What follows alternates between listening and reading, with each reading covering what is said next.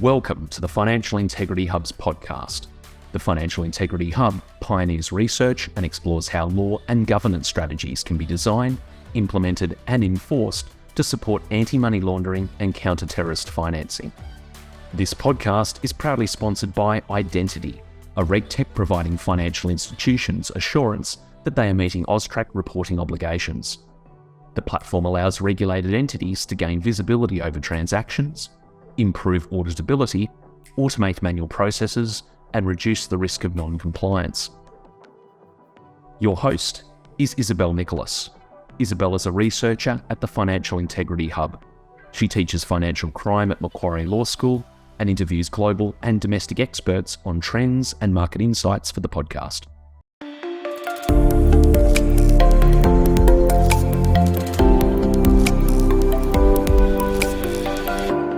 In March 2022, the UK passed a new Economic Crime, Transparency and Enforcement Act, which creates a requirement for all overseas legal entities that own or wish to buy affected UK real estate to register with Companies House in the UK and provide information on their beneficial owners and their managing officers.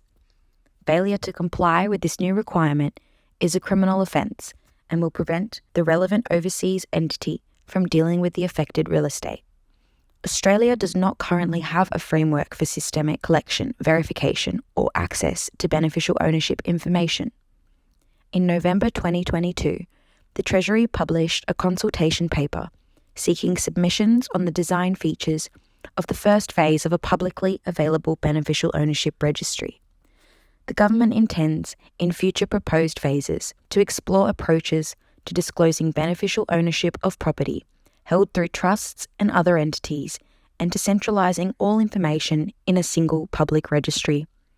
In today's podcast, we'll discuss the measures taken by the UK to tackle financial crime and the importance of coordinated international action to address corruption and illicit financial flows. Today we're joined by Edward Kitt. Ed Kitt is the UK government illicit finance policy lead in Australia with a regional focus that includes New Zealand and the Pacific Islands. His position forms part of the UK's Serious and Organised Crime Network, also known as SOCNET, based within the Foreign, Commonwealth and Development Office. In his role, Ed is focused on forging closer ties with partners in the region to combat illicit financial flows. Prior to his posting in Canberra, Ed was the SOCNET representative to the USA, where he was heavily involved in working with US partners to progress beneficial ownership reform. Prior to joining SOCNET, Ed served for nearly 4 years in the UK's National Crime Agency. During this time, he worked in the international division of the UK Financial Intelligence Unit before his appointment to Project Invigour, a task force leading the UK government response to organised immigration crime. During this time, he led an intelligence cell focused on dismantling money laundering networks linked to organised immigration crime groups. Independent of his role as a UK government official, Ed is a visiting research fellow in the Centre for Financial Crime and Security Studies at the Royal United Services Institute, where he studies illicit financial flows in the Asia-Pacific region. Welcome, Ed. We are glad to have you. To begin, could you tell our listeners a little bit more about SOCNET and your role within it? Yeah, absolutely. So thanks very much for having me on. It's really great to chat. So Serious Organised Crime Network, or SOCNET, formed in 2018. So in 2018, the UK government issued its Serious and Organised Crime Strategy, which basically framed the UK's response to serious and organised crime, or SOC as we call it. And part of that was the formation of SOCNET. So SOCNET sits, as you said, within the Foreign and Commonwealth Development Office, or the FCDO. And then kind of the segment of SOCNET I sit in is focused on illicit financial flows. So I'm one of 7 UK illicit financial leads based in what the UK assesses to be the global financial centres around the world. So I'm obviously sat here in Canberra with a regional remit looking at Australia, New Zealand and the Pacific Islands. But then I've got counterparts in Hong Kong, Singapore, Dubai, Switzerland, the US, a colleague who covers the overseas territories as well. So we're really focused on how we can work with host governments in our countries that we're based in to improve the international response to tackling illicit financial flows. Excellent, Ed. Thank you. Could you tell us a little bit about the new Economic Crime Act and the measures that it takes to tackle financial crime in the UK? Yeah, absolutely. So quite an exciting time at the moment in the UK for domestic anti-money laundering reform. So the Economic Crime Transparency and Enforcement Act gained royal assent in the UK Parliament. And really, it was an accelerant to Putin's illegal invasion of Ukraine and kind of looking at how the UK can step up its response to going after those who seek to launder their ill-gotten gains in the UK and overseas. So I guess kind of the legislation itself's got three main components that your listeners would probably be most interested in. So the first is kind of strengthening our corporate transparency agenda around our beneficial ownership register in the UK and also setting up a new register of overseas entities.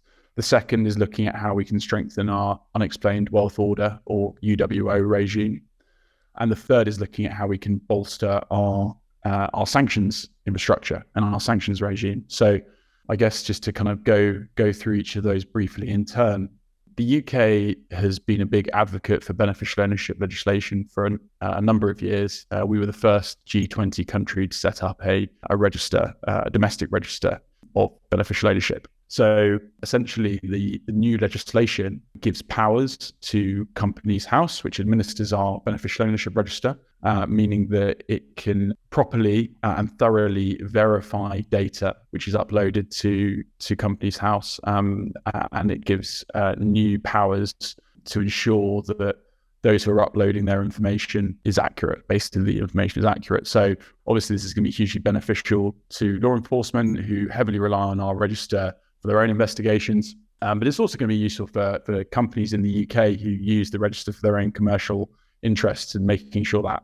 information is accurate is hugely important. So we're really excited that this new legislation kind of makes those provisions within our new register. As I mentioned, it also establishes a register of overseas entities. So new individuals who are based overseas, who are trying to buy, sell or transfer property in the UK will now have to register with Companies House and declare their beneficial owners or their managing officers, essentially to ensure that criminals can't hide behind secretive chains of shell companies. So there's pretty hard fines if those individuals based overseas don't comply.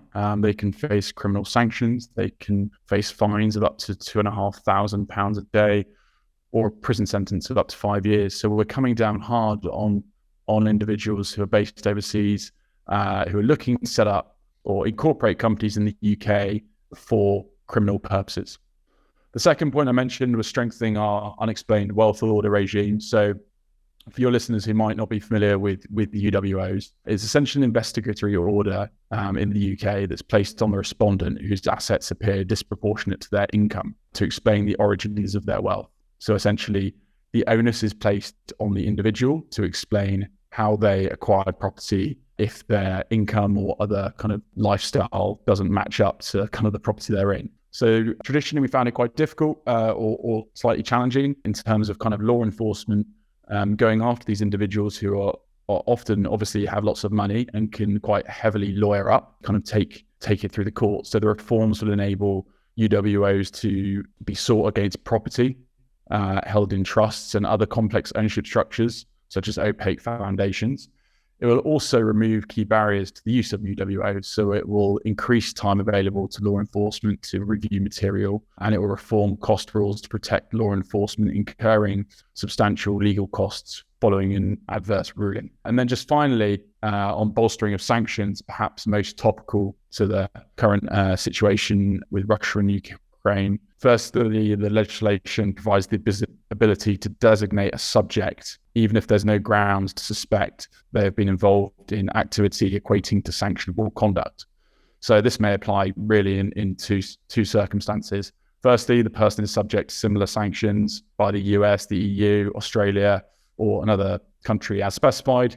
And secondly, it's deemed to be in the public interest for a person to be designated. It's worth noting that the urgent designation procedure ceases after 8 weeks, unless the subject has been certified as an involved person. And then just finally on the sanctions piece, the legislation also introduces the concept of strict liability regime. So this addresses the question of intent and removes the need for the subject to have known, suspected, or believed they're in breach of sanctions in order for it to be deemed that they've broken the law. So that was kind of traditionally the case, and now kind of that's concept of strict liability kind of removes that need for there to be intent. So yeah, essentially a very exciting time in terms of our legislation and hopefully really kind of bolstering our response to anti-money laundering domestically. Certainly, it does sound like they're all great initiatives. We know that the Financial Action Task Force obliges signatories of developed and developing countries to abide by these globally established norms and work with one another to prosecute conduct and assist with the return of stolen assets. So is this new Economic Crime Act consistent with those recommendations of the FATF?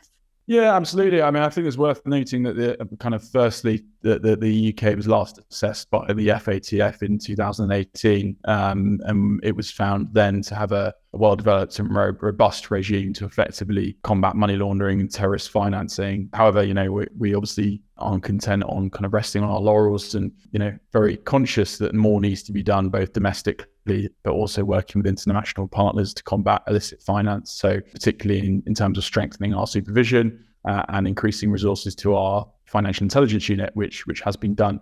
I think that the kind of directly to your question, the new legislation, it kind of improves our sanctions regime, it improves our UWO regime.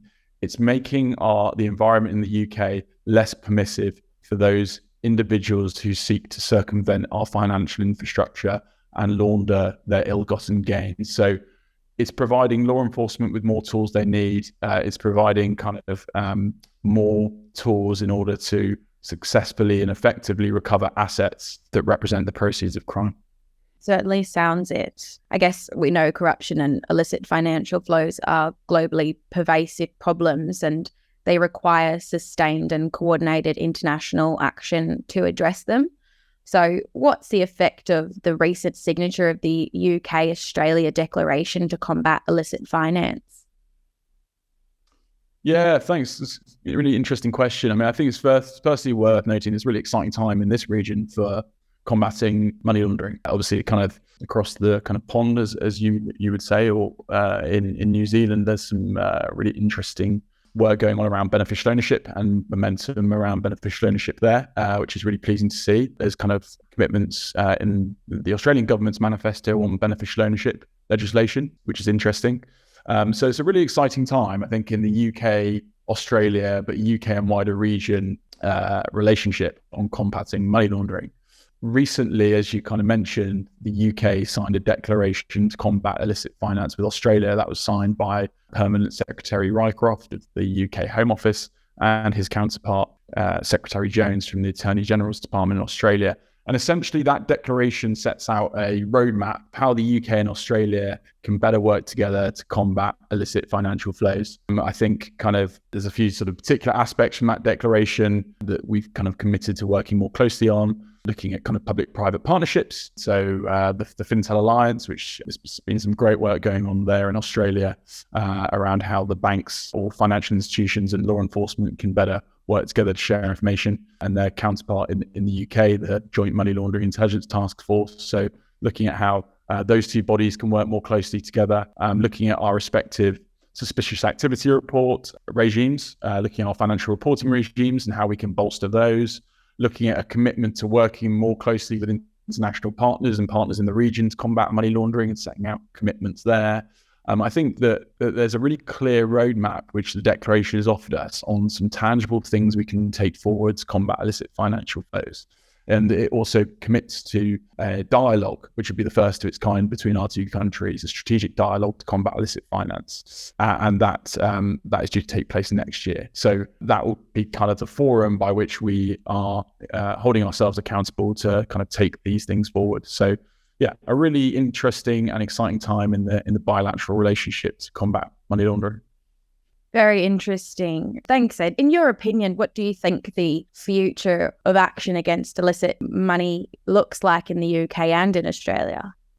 Yeah, so I mean, I think first, kind of domestically, I think both countries acknowledge we've got more work to do, be that kind of from a UK perspective, improving our beneficial ownership regime, improving our kind of asset recovery regime. So we are improving our kind of approach to illicit financial flows through real estate. So in the UK, I think we're pretty kind of focused on some of those areas, or all of those areas. And I think that critically sharing best practice between the UK and Australia on what we're trying to do is really critical to kind of how this is going to work, because once you're sharing kind of best practice, then sort of international cooperation between international partners is the only way that we're going to improve our international money laundering regime. So I think a critical part of that is sharing best practice on the domestic AML response, and obviously kind of in the Australian context, looking at implementation of beneficial ownership, looking at progressing tranche 2, as I know there's been a lot of work underway to do.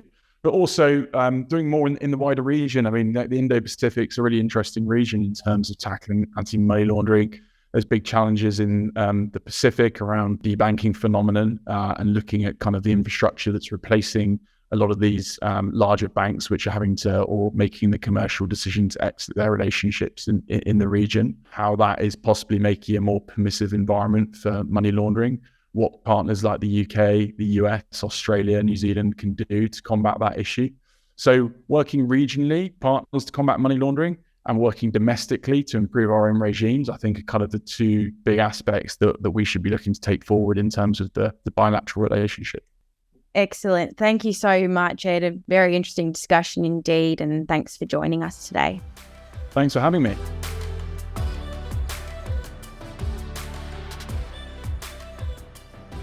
The Financial Integrity Hub's research equips Australia and the international community with the knowledge, tools and insights to understand, identify and disrupt illicit finance threats.